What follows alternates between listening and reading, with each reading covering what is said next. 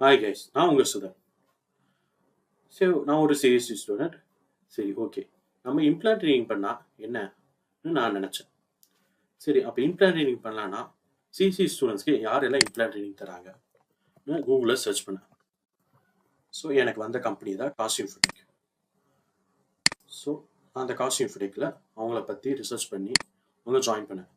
So அவங்க ISO certificate company and Google rata 1 number company. So இவங்க CSC ஸ்டூடெண்ட்ஸ்க்கு implant training offer பண்ணுறாங்க. So ஒரு நியூ டெக்னாலஜி கற்றுக்கலாம் அண்டு ப்ராஜெக்ட்ஸ் லைவ் ப்ராஜெக்ட்ஸ் கொடுப்பாங்க அண்டு ரிசர்ச்லாம் இன்வால்வ் ஆகலாம். ஸோ இது மூலிமா எனக்கு பெனிஃபிட் ஆகும். எனக்கு ஜாப் நான் போகிறப்ப இது எனக்கு ஒரு அட்வான்டேஜ். ஸோ எனக்கு ஒரு கரியரில் இது பெஸ்ட்டாக இருக்கும். ஸோ இவங்க machine learning, web designing, IoT, block chain, networking, so இந்த டாப்பிக்கில் எனக்கு கவர் பண்ணாங்க.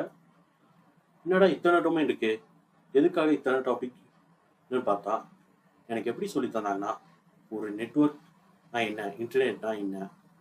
ஸோ அந்த இன்டர்நெட்டுக்கு இப்போ நம்ம எலக்ட்ரானிக் டிவைஸ் எல்லாம் இப்போ எல்லாருமே எங்கேருந்துமே எந்த எலக்ட்ரானிக் டிவைஸ் வேணால் ஆக்சஸ் பண்ணலாம்.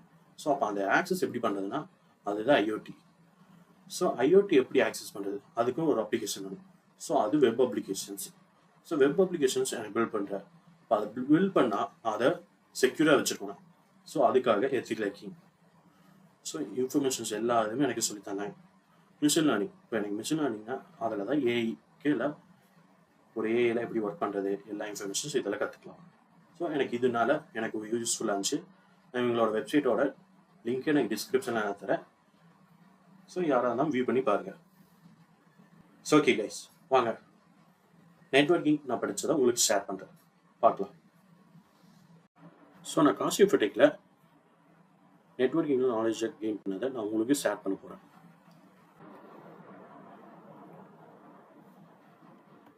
நம்ம பார்க்க போகிறது இது போர்ட்ஸ்.